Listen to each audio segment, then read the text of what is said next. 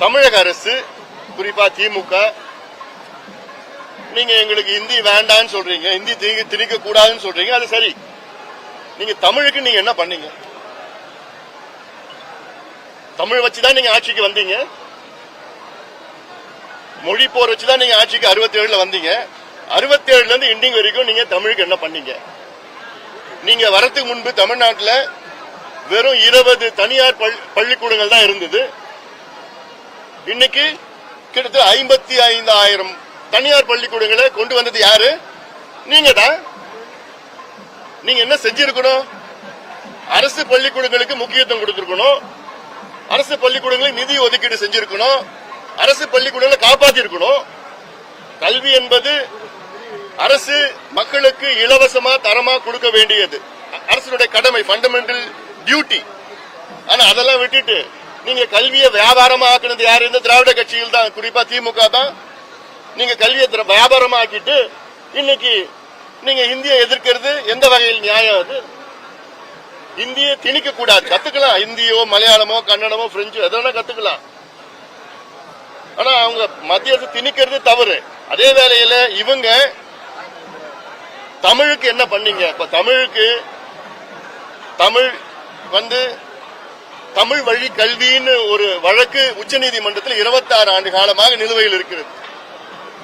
தமிழை பயிற்று மொழியாக ஆக்க வேண்டும் என்று ஒரு வழக்கு 26 ஆண்டுகள் உச்சநீதிமன்றத்தில் நிலுவையில் இருக்கு. அப்போ அதுக்கு நீங்க என்ன பண்ணீங்க?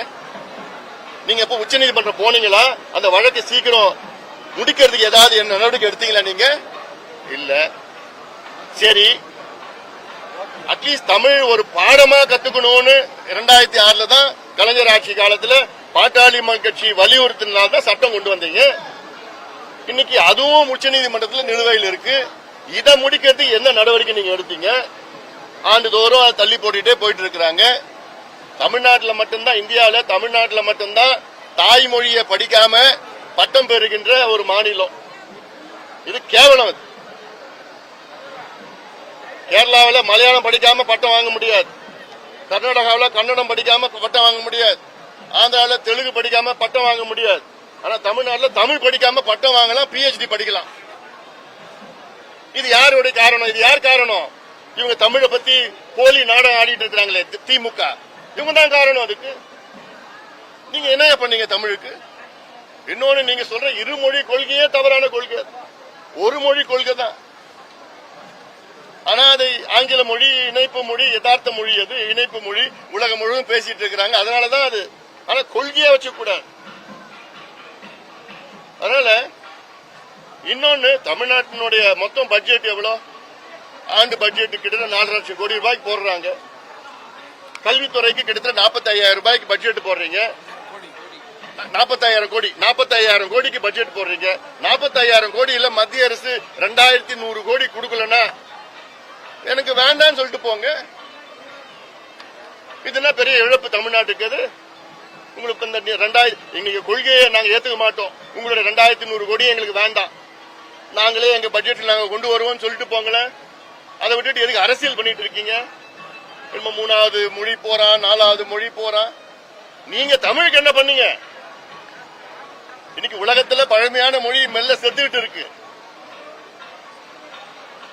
பேருதான் தமிழ்நாடு. ஆனா நீங்க என்ன தமிழுக்கு பண்ண மாதிரி செஞ்சிட்டு இருக்கீங்க. அதனால இத நாடகம் ஆடுறதெல்லாம் போதும், நடிச்சதெல்லாம் போதும்.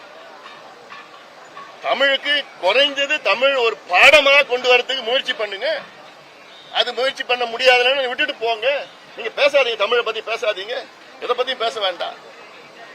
இது வேண்டுமென்றே தேர்தலுக்காக, அரசியலுக்காக இது ஏதோ ஒண்ணு எடுத்துக்கிட்டு நாங்க இந்த போர் நடப்போம் அந்த போர் நடப்போம் சொல்லிட்டு ஏமாத்திட்டு இருக்கிறீங்க நீங்க.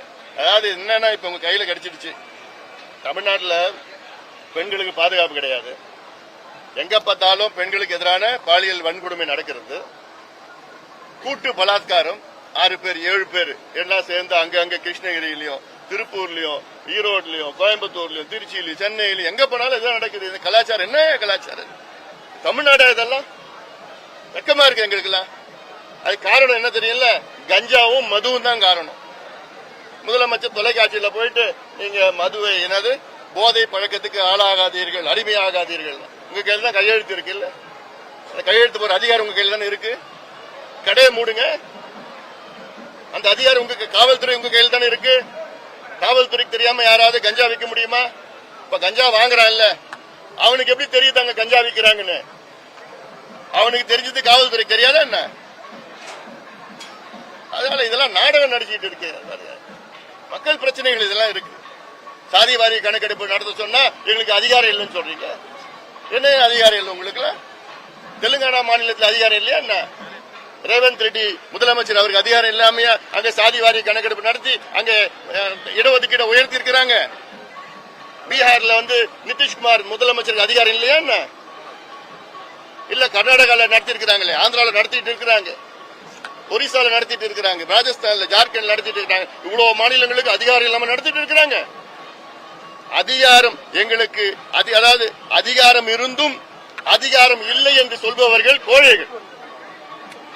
அதிகாரம் இல்லை என்றாலும் அதை செய்து முடிப்பவர்கள் வீரர்கள். இது எந்த வகை தமிழ்நாடு முதலமைச்சர் நீங்களே எண்ணி பாருங்க.